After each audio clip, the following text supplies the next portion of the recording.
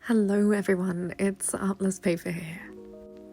As a few of you may know, I've just started on my journey of playing my new Dungeons & Dragons character, Virgo Virtuo.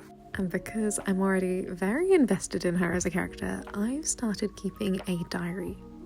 Which means after each game session that we have, I've been keeping track of what's happened in her own words. Now, I've also had a few of you asking me to do more long-form video content and telling some more stories of my characters, so I thought this was the perfect excuse. After each session, I'm hoping to record a video telling you all what happens in her adventures and reading from her diary. I would also like to preface that this is all going to be from Virgo's perspective, so this won't include the perspectives of the other characters and players and their journey in the game. I think this is important to note because I don't think Virgo is going to be a very reliable narrator.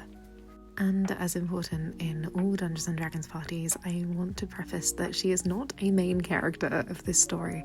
As a party, each character is just as important as each other.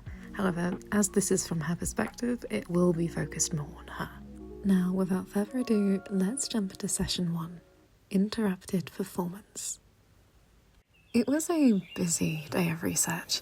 The butterfly wings I was attempting to fuse with the fur of various mammals was proving to be a more delicate task than I had previously anticipated. However, knowing that Zell's performance would be hosted in the evening gave me all the confidence I needed that this project will succeed. Eventually. After all, Zell was one of my finest works. To know she'd be using the face that I moulded to smile, sing, and please the crowd filled me with satisfaction.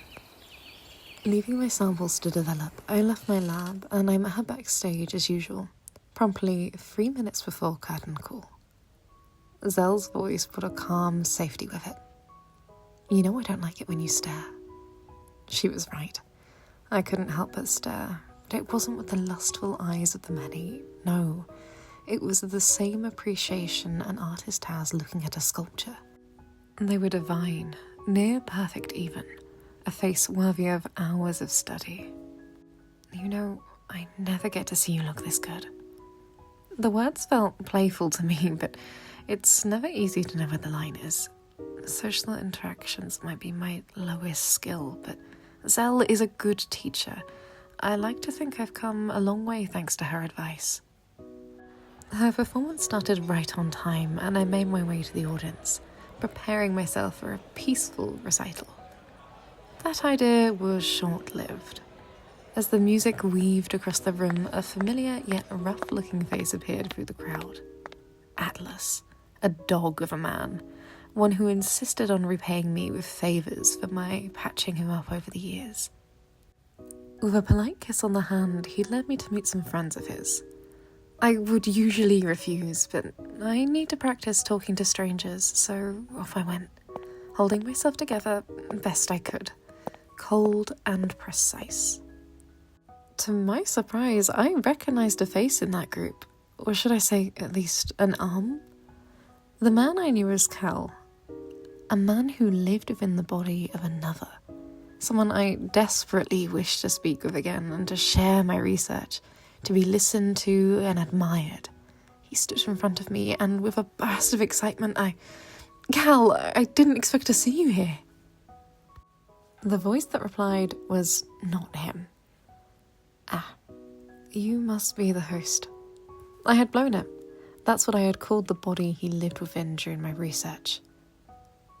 "It's Hugo Chance," he muttered. Hugo was not so pleased to meet the cruel scalpel behind their traded arm. In fact, I barely heard a word from him from the rest of the evening. There was no chance I was getting a look at how my handiwork had healed now. The pity. Bastian was another man introduced to me in the group. A priest it seemed, but one who knew my work.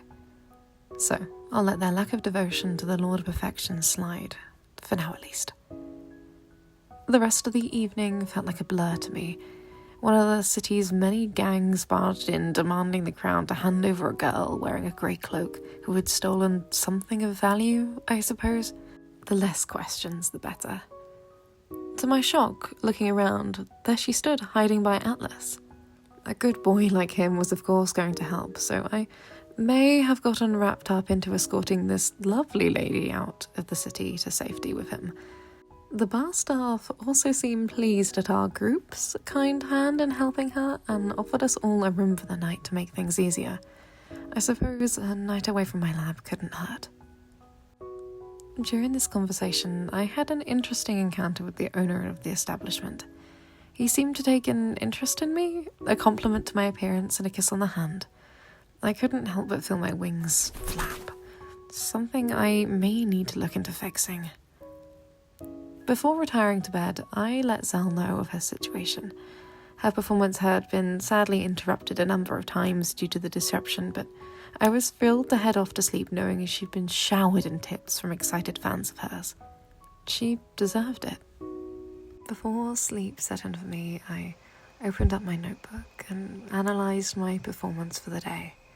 What had gone wrong, what I would need to fix, how I could be more perfect in the next. It was a long task and one I like to do every night. But such is the goal of perfection. It's an endless task, it seems.